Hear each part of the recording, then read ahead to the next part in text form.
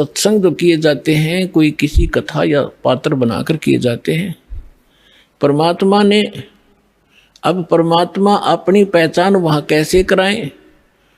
धर्मदास जी को ये उदाहरण देकर छोड़ दिया था कि अभिमन्यु को क्यों नहीं जीवित कर सके तेरे भगवान, अगर ये समर्थ थे तो अब आपके रूबरू कर दिया कि उस समर्थ परमात्मा ने वह गायें जीवित की।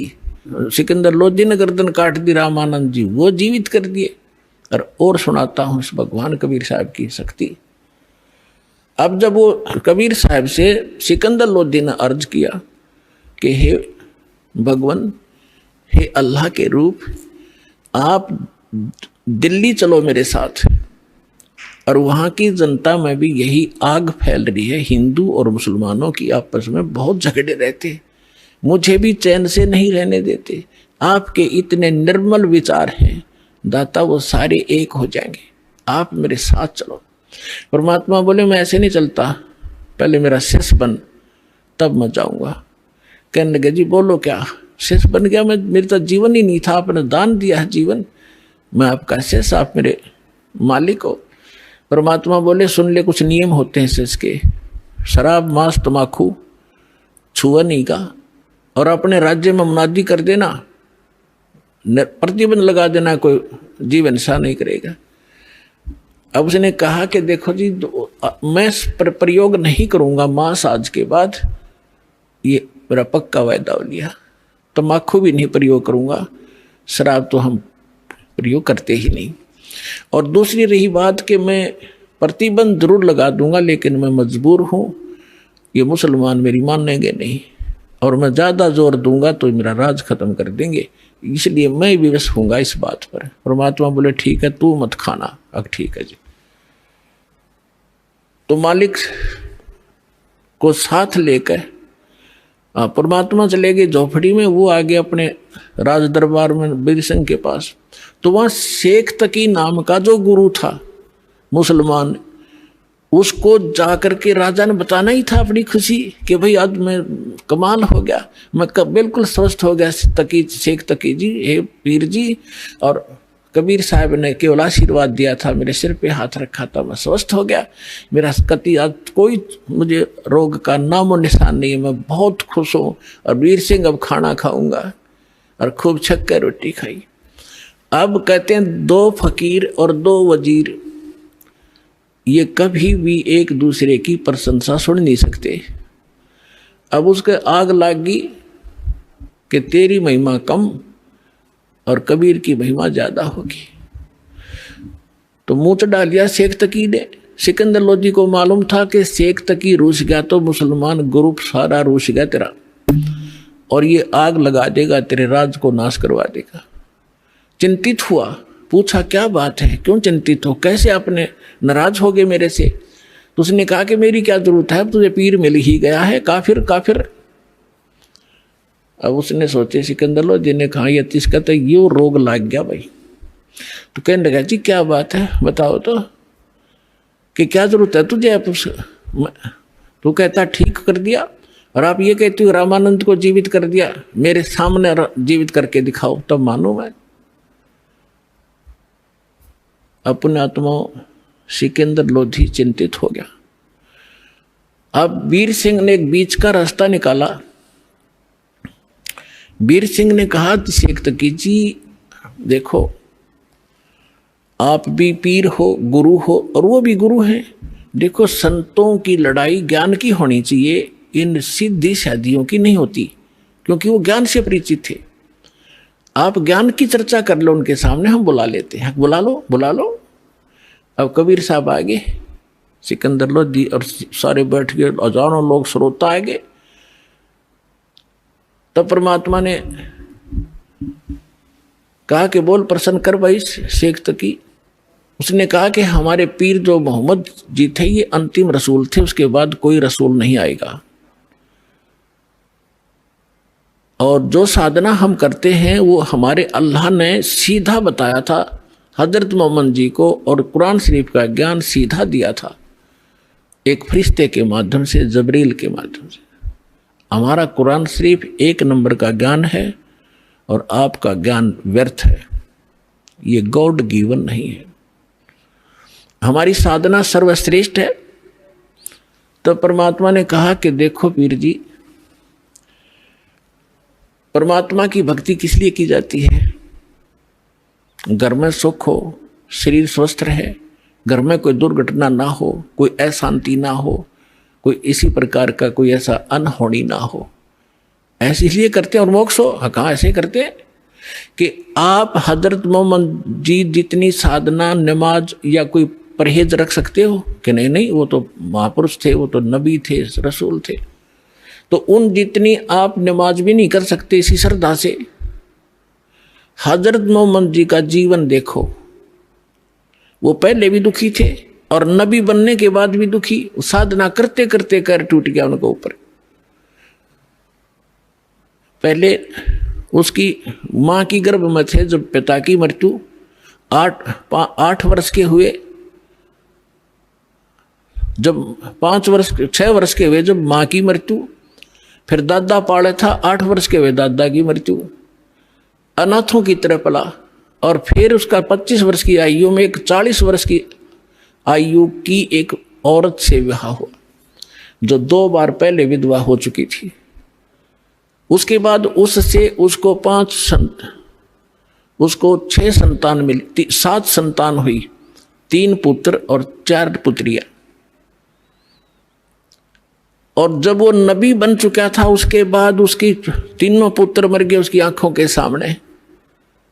तो खाक साधना है तुम्हारी, और इस भक्ति से ऐसे कर टूटते रहे तो क्या भक्ति है ये तुम्हारी? अब फिट्टे मुंह हो गया उसे शेख तकी, चुप हो गया। कहने गए तो हमारे नबी की बेइज्जती करता, हम सुन नहीं सकते हैं, ये कहकर उठकर झंडी फाड़ दी। इनके पास यही है, नकलियों के पास बकवास करना। फिर सिकंदर लोधी का यह बात घर में हृदय में जचगी के सचमुच खाक साधना थी वह। लेकिन वो राजा बोल नहीं सकता पब्लिक के सामने। पब्लिक के सामने संत ही बोल सकता है। संत सर्व हितैषी होते हैं, वो केवल अपने राज के हितैषी होते हैं। अब अगले दिन सिकंदर लोधी ने परमात्मा को, कबीर जी को अपने हाथी पर बैठा लिया। अपने हाथी पर, जिसमें एक अलमारी सी एक रूम बना होता था, उसको हाथी के ऊपर, और उसमें स्वयं भी बैठी है। कबीर साहब को उसी में ले लिया और चल पड़े वापस दिल्ली को। अब रास्ते में आए, पड़ाव डाला एक नदी दरिया के ऊपर, क्योंकि वहाँ सैनिक भी काफ़ी साथ थे, वहाँ भोजन बनाते थे, नहाते धोते थे, इसलिए पानी का आसरा लेकर के वहाँ रुका करते थे सफ़र में। तो शाम ने सब अपना लेट गए, सुबह उठे। सिकंदर लोधी का दिनचर्या थी सुबह जाकर उस पीर जी का माथा टेक्या करता, उसको खुश रखने के लिए। जब उसके टेंट में गया, मुंह चढ़ा रखा उसने, टेढ़ा मुंह कर लिया, सीधा मुंह नहीं बात करे। सिकंदर समझ गया कि इसका कोई मरोड़ी लग गई, कोई आज फिर इसका कुबद भारी है इसके मन में। विनम्र भाव से पूछा, पीर जी क्या हो गया, कि क्या जरूरत है आपने मेरी? अब तुझे मिल गया ना वो मुर्दे जिंदे करने वाला। मैं तो जब मानो मेरे सामने मुर्दा जिंदा करे तब उसको पीर पैगंबर की संज्ञा दूंगा, नहीं तो जाके मुसलमानों को कह दूंगा कि राजा काफिर हो गया है। राजा हिंदू बन गया है, काफिर बन गया है, एक हिंदू को गुरु बना लिया। अब सिकंदर के पैरों तले की धरती खिसकी, ये जाते काम करेगा और सारे मुसलमान इसकी मुट्ठी में, और राज से रहित करेगा मुझे। चिंतित हो गया, वापस आ गया। उस टेंट में आया जहाँ भगवान बैठे थे, परमात्मा अंतर्यामी है। उनका चेहरा उतरा, देख कर कहा कि राजा, कोई राजकाज की बुरी खबर मिल गई क्या? तो उसने कहा कि भगवान, आपके रहते राज में क्या राजकाज की क्या खबर बुरी मिल सकती है, लेकिन मेरे साथ जो पीर है हमारा, ये मेरा सिर का दर्द है और ये जब चाहे हो जाता है। आज यो मेरे से ढंग से बात नहीं कर रहा है और इसने मुझे चिंता पैदा ये कर दी है कि तूने काफिर गुरु बना लिया है और मैं मुसलमानों को बताऊंगा और जाते मेरा यो काम बिगाड़ेगा। ये तो पक्का अनाड़ी है। परमात्मा ने कहा, क्या कहता है? कि ये कह रहा है कि मेरे सामने मुर्दा जिंदा करके दिखावा कबीर, तब मान लूं मैं। परमेश्वर बोले, भाई जा, उसने नो कह दे कोई मुर्दा ले आवे, चल तेरी टेंशन तो खत्म करूं मैं, हमारी तो देखी जाएगी।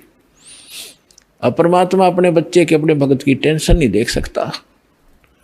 सिकंदर लोधी ने कहा कि पीर जी आप लाओ मुर्दा कोई। सिकंदर को तो पता था उसके सामने कर रखा कि 2 मिनट में करेंगे, ये तो भगवान है, अल्लाह है।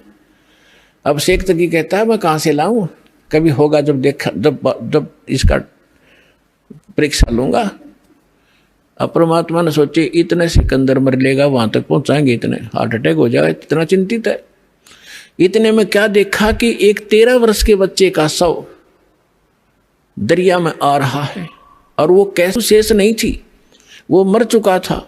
कुछ कबीले ऐसे होते हैं जो जल पर, जो ना तो धरती में गाड़ते हैं, जमीन में नहीं दफनाते और न ही वो जलाते हैं, वो जल प्रवाह कर देते हैं इस उद्देश्य से कि इसके मांस को जीव जंतु खा लेंगे समुद्र के, कुछ पुण्य मिलेगा। इस करके उसको एक फ्लोटिंग सा बना करके, एक घास फूस का तैरने वाला बेड़ा सा बना के उस पर लिटा देते हैं और ऐसे सत्कार से उसको बहा देते हैं। वो बहता हुआ आ रहा था, तब सैनिक स्नान कर रहे थे, उन्हें दूर से देखा कि वो आ गया मुर्दा, एक मुर्दा आ गया, मुर्दा आ गया। सबको पता चल गया था कहानी क्या है, तो सभी आकर इकट्ठे हो गए। कबीर साहब भी आ गए, सिकंदर उसको शेख तकी कोई बुला लाए। तब परमेश्वर ने कहा शेख तकी पहले तू जंतर मंतर कर ले, कदे फिर नंबर बनावे और करके दिखा इसको जीवित। तो सभी और भी उपस्थित थे, उन्होंने कहा जी ठीक है, देखो दो के बीच में कोई होता है तो दोनों ने ही अपनी दिखानी चाहिए शक्ति। तो लगे फूफा करन, वो चला गया मुर्दा आगे, काफी दूर चला गया। तो शेख तकी कहता है कि ये अपने सिर से बला टालना चाहता था। मुर्दे जिंदे होते कभी, वो तो कयामत के समय मुर्दे जिंदे हुआ करते हैं, कयामत आओगी कभी, जैसा वो नर टाला रखा है। तो परमात्मा ने उस मुर्दा जो बहता जा रहा था डाउन स्ट्रीम में, जिधर पानी के बहाव में काफी 2-3 फरलांग चला गया था, 1000 गज के लगभग 1000 फुट की दूरी, तो वहां से मालिक ने ऐसे संकेत किया, मुर्दा वापस चल पड़ा। जैसे इंजन वाली किश्ती धारा के विपरीत बहकर फ्लोट होकर चलती है, और सामने आकर रुक गया, नीचे लहर चल रही है। तब परमात्मा ने कहा था कि हे आत्मा तू जहां भी है, कबीर हुक्म से वापस आ और इस मुर्दे में, इस बच्चे के शरीर में प्रवेश कर दोबारा और बाहर आ जा। बोलो सतगुरुदेव। उसी समय वो बच्चा जीवित हुआ, कंपन हुई शरीर में, और परमात्मा के चरणों में आके दंडवत प्रणाम किया। बोलो सतगुरुदेव।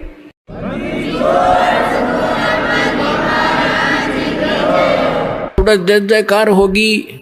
सबने कहा कमाल कर दिया कबीर जी, कमाल कर दिया कबीर जी। परमात्मा ने उस बालक का नाम कमाल रख दिया, और उस बच्चे को कोई चेत नहीं तू कौन है, कहाँ का है, उसको अपनी पिछली याद खत्म।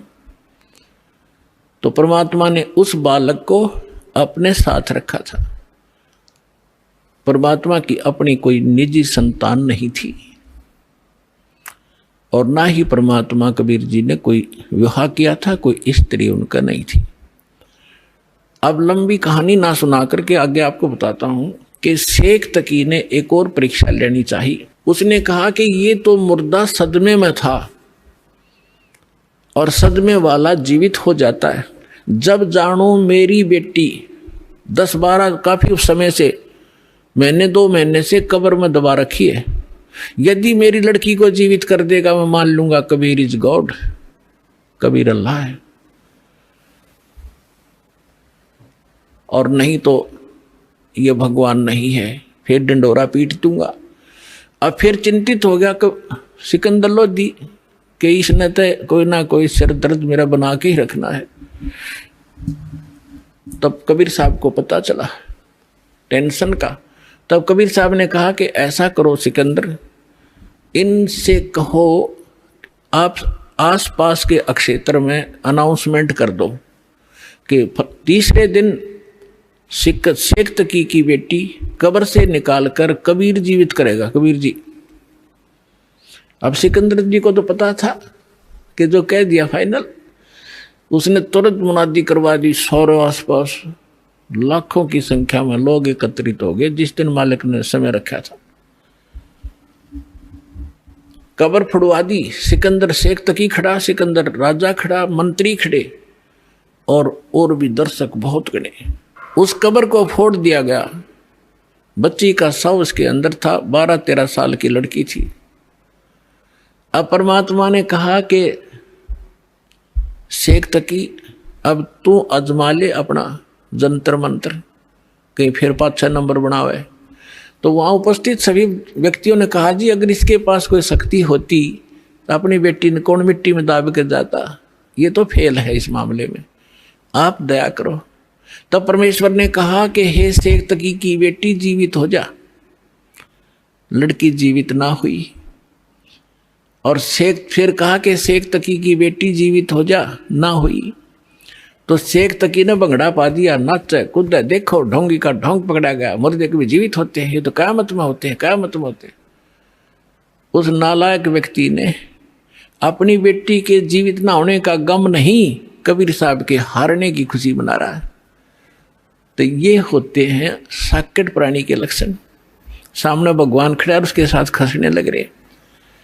परमात्मा ने तीसरी बार फिर कहा, वो फिर भी नहीं हुई। तो और ज्यादा जंप लगावे, कूदे, नाचे, डांस करे। परमात्मा ने कहा डट तजा बंडेले, तू शांति करे। वो तो उसको दिखाना था उसकी नीचता जनता को कि ये अपनी बेटी को जीवित कराने में खुश नहीं है, ये तो कबीर जी को हराने में खुश है। ऐसा साकेट व्यक्ति है। उसी समय परमात्मा ने कहा कि हे जीवात्मा जहां भी है तू कबीर हुक्म से वापस आ और इस बेटी के शव में प्रवेश कर, बेटी वापस आ। 2 सेकंड के अंदर लड़की जीवित होकर मालिक के चरणों में दंडवत प्रणाम किया। बोलो सतगुरुदेव।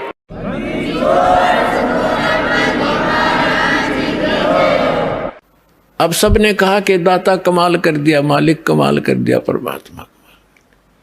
परमेश्वर ने कहा कि उसका नाम कमाली रख दिया परमेश्वर ने, और जा बेटी तेरे पिता के साथ ले जा शेख तकी। अब वो लड़की कहती है कि नहीं, आज मुझे अपने ओरिजिनल फादर का पता लग गया, ये तो नकली पिता था, मुझे माटी में डाल गया। आज मुझे अपने असली पिता का पता लग गया है। और 1.5 घंटे तक उस लड़की ने वहां कथा सुनाई, अपने पूर्व जन्म की कथा सुनाई। अपने आत्माओं, परमात्मा कहते हैं जो जन मेरी शरण है ताका हूं दास, गेल गेल लाग्या फिरूं जब तक धरती आकाश। अब ये जो पिछली पीढ़ी का समय अब चल रहा है, और जितने पुण्यात्मा श्रद्धा से नाम लेंगे ये तो पार होंगे ही होंगे। ये तो करोड़ों की संख्या में, लाखों अरबों की संख्या में पार होंगे।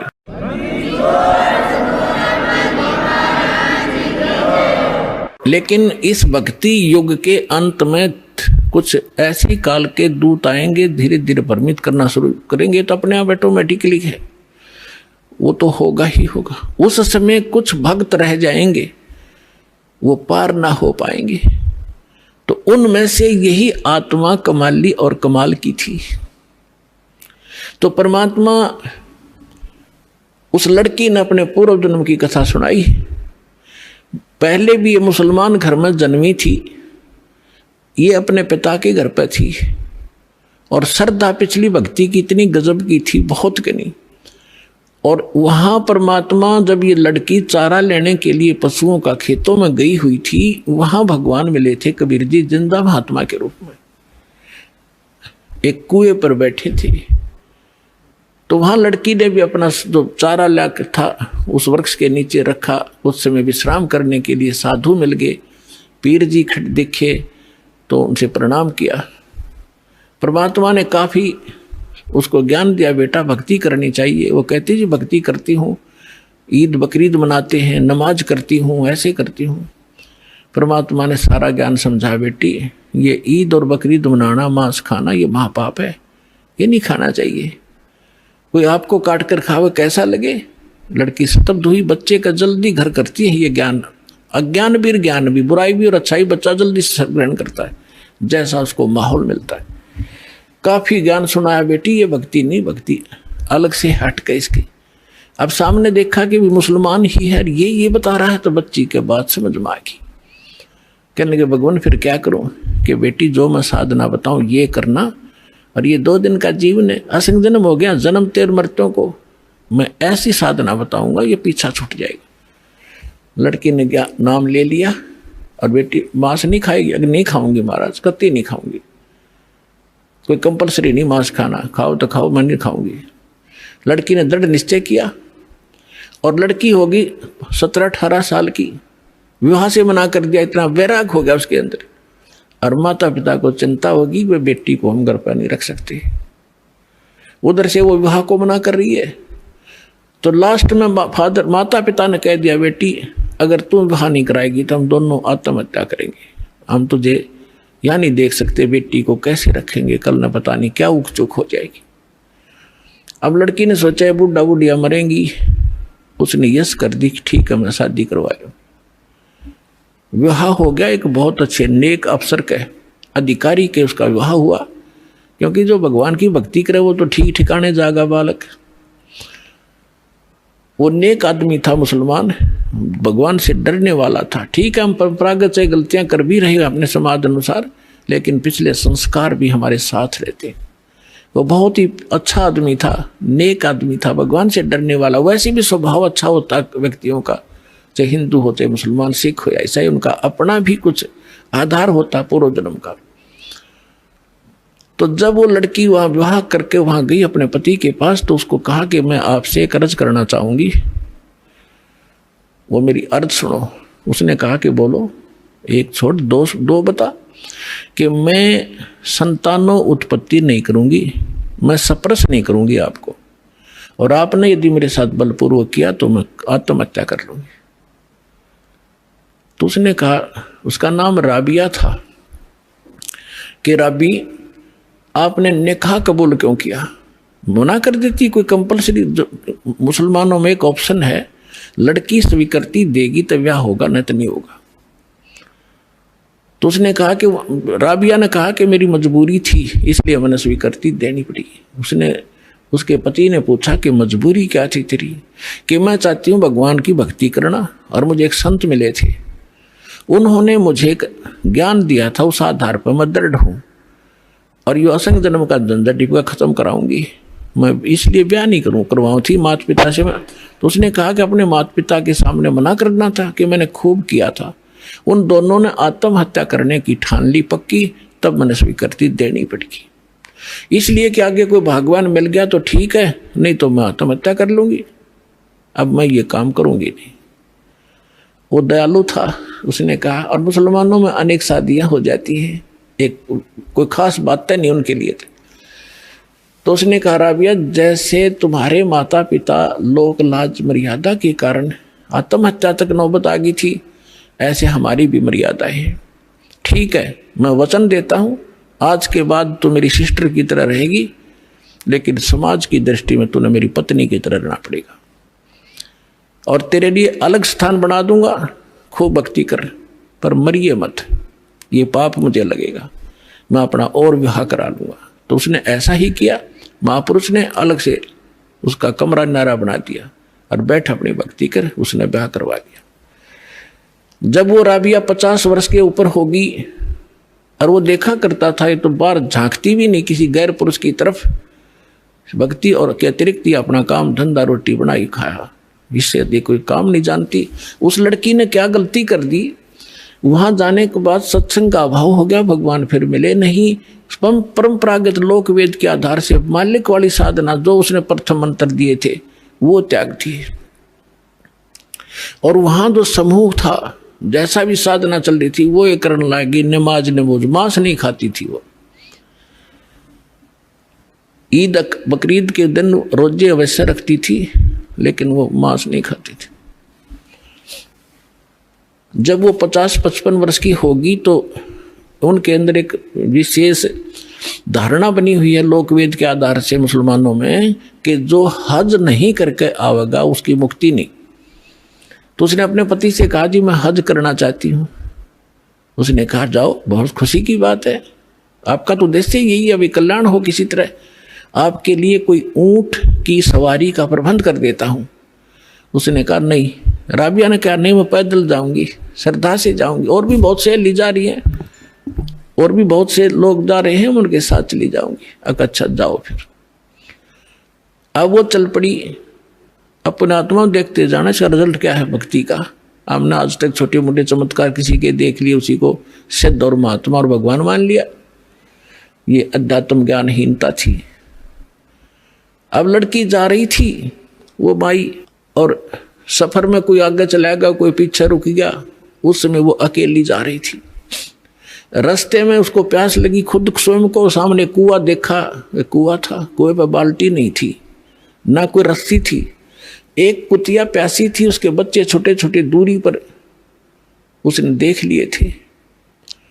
और कुतिया कभी कुएं में झांक रही थी, कभी राबिया के पैरों में आकर चाट रही थी, फिर कुएं की तरफ भाग रही थी। समझ गई राबिया कि ये प्यासी बहुत है, और यदि इसको जल नहीं मिला तो ये मरेगी, साथ में मरेंगे बच्चे इसके। और औरत के अंदर दया भगवान ने एक नारी दे रखी है, विशेषकर बच्चों के समय। तो वह एकदम, और कुछ पिछले संस्कार थे, भगवान आत्मा थी, भगवान से कोई जन्मों से पीछे से चलती आ रही थी। फिर हम रह जाते हैं, बिचल जाते हैं, छोड़ देते, ये माया, इस माया में फंस जाते। तो उस लड़की ने देखा आसपास कोई गांव नगर नहीं, ना कोई रस्सी है ना बाल्टी है। लड़की ने अपने कपड़े उतारे, पहले मोटे मोटे कपड़े हुआ करते थे, हाथ के बने हुए। अपना कपड़ा उतारा, चुंदड़ी, और उसको अपने बाल पाड़े। एक दो चार बाल पाड़ के देखियो कितना दर्द होगा। लेकिन उस परमार्थ में उस बेटी ने एक नहीं देखा, फटाफट अपने सारे बाल पाड़ कर रस्सी बनाई, लंबी, बहुत लंबी रस्सी बनानी पड़ी, क्योंकि पानी गहरा था। बांध कर उसने अपनी बात कपड़ा और उसके अंदर पानी में भिगोया, और बाहर एक मटका टूटा हुआ पड़ा था, उसका पात्र था आधा, उसमें निचोड़े कुतिया साथ साथ पीवे। वह कुतिया छका दी, अपने बाल बूढ़ खून खान निकला था, उसको पूछ पाछ के और चालन की तैयारी करी थी। उधर से वो मक्का, एक स्ट्रक्चर, एक मंदिर न्यों का न्यों उठ गया जहाज की तरह, और उस कुएं के साथ में आकर लग गया, जैसे प्लेटफार्म पर गाड़ी लग जाती है, रेलगाड़ी। अब उसने देखा, उसने जाना ही मक्का में था, उसने सोची तो पहुंच गई मक्का, फट मक्के में प्रवेश किया। फिर वहां से उठा, वहां के लोग दे हैरान है, मक्का गया कहाँ।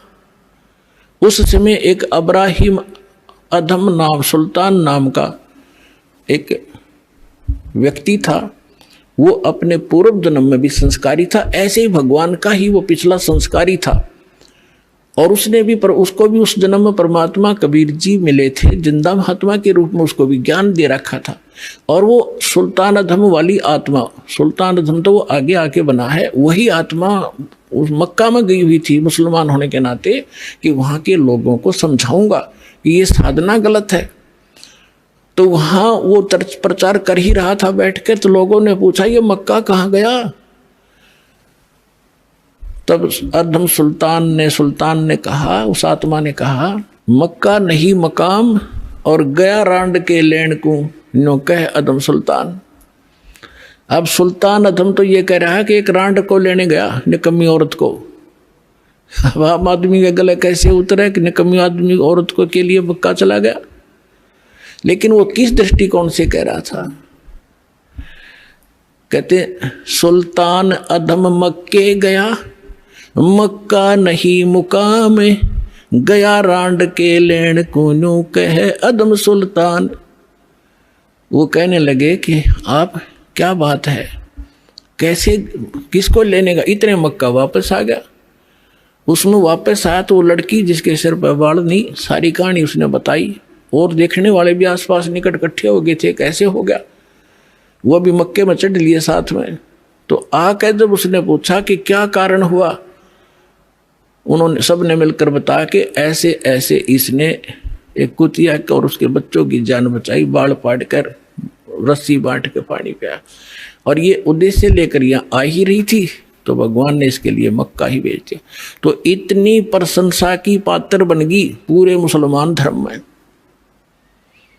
कि भक्ति हो तो राबी जैसी, भक्ति हो तो राबी जैसी, जिसके लिए मक्का भी उठकर चला गया।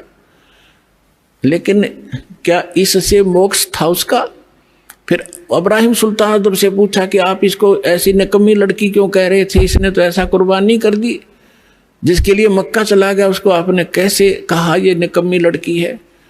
तब इब्राहिम सुल्तान वाली आत्मा ने कहा कि यह निकम्मी है, इसको भगवान मिले थे जिंदा महात्मा के रूप में, इसने वह भक्ति छोड़ दी, ये डलेड हो रही है, इसलिए निकम्मी है। उसके बाद राबी ने बताया कि फिर मेरा जन्म, वो मृत्यु होगी, वहां मेरी प्रशंसा हो रही है, अगला जन्म मेरा एक बांसुरी का हो गया। एक बांसुरी नाम की लड़की बनी मैं,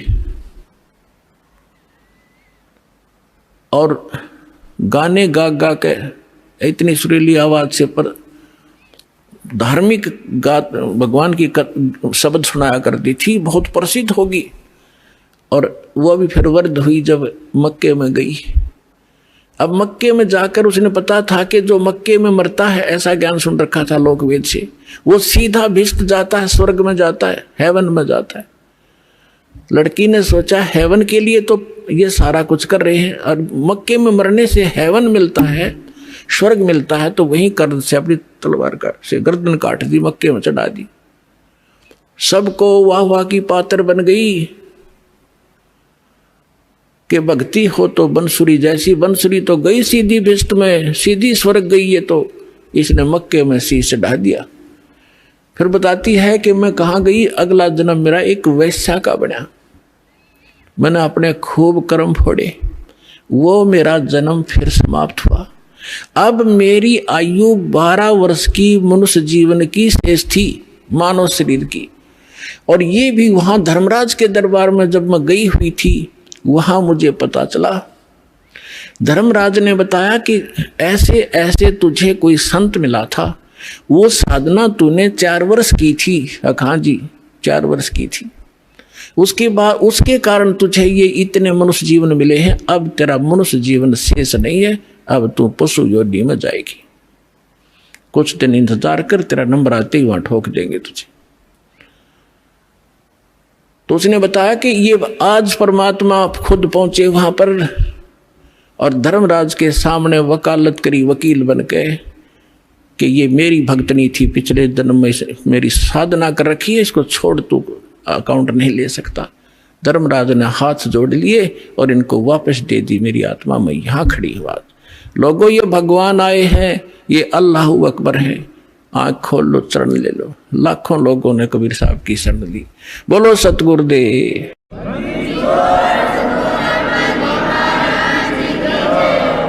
उस लड़की ने कहा, मैं आज से अपने पिता के साथ रहूंगी, मेरा जीवन शेष नहीं था। आज इस दाता ने मेरे को मनुष्य जीवन अपनी शक्ति से एक्सटेंड किया है। समर्थ का शरणाग हो, रंग होरी हो, भाई कदे न हो काज, राम रंग होरी हो। ऋग्वेद मंडल नंबर 10 सूक्त 161 मंत्र 2 कबीर साहब के ऊपर खरा उतरता है। तो who is God? Kabir is God. और कितनी कथा सुनाऊं आपको इस समर्थ भगवान की।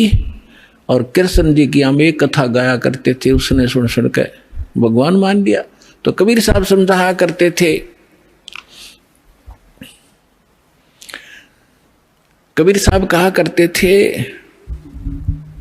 बंधन काटे विपत में, कठिन कियो संग्राम, चिन्नो रे नर प्राणिया, वो गरुड़ बड़ो के राम। परमात्मा समझाया करते थे उसमें कि तुम श्री राम को भगवान बताते हो, और जो तुम्हारी कथा में है रामायण में कि श्री रामचंद्र जी को, रामचंद्र जी के ऊपर पूरी सेना के ऊपर नाग फांस का एक हथियार छोड़ दिया था। सारी की सारी सेना नाग फांस में आ गई थी, यानी इतने सर्प हो गए थे, सभी सेना को ऐसे हाथों से और चारों तरफ लपेट के बांध दिया था, इंक्लूडिंग लक्ष्मण एंड श्री राम। और ऐसे खड़े थे, ऐसा है हुए सारे, जैसे ईंख बांध दिया करें। और सारी सेना खड़ी खड़ी देखा कि काटेंगे ये सारे राक्षस हमें। तब नो कहे हैं कि गरुड़ से पुकार करी गई। गरुड़ वो पक्षी जो श्री रामचंद्र विष्णु जी का वाहन बताते हैं। गरुड़ आए, गरुड़ ने फिर उनके नाग काटे, सारे नाग मार दिए। जब भगवान श्री राम बंधन मुक्त हुए, परमात्मा कहे फिर बंदी छोड़ कौन होया? गरुड़ हो गया, तेरे राम का भी बंदी छोड़। काटे बंधन विपत में, वो कठिन कियो संग्राम, चिन्नो रे नर प्राणिया ये गरुड़ बड़ो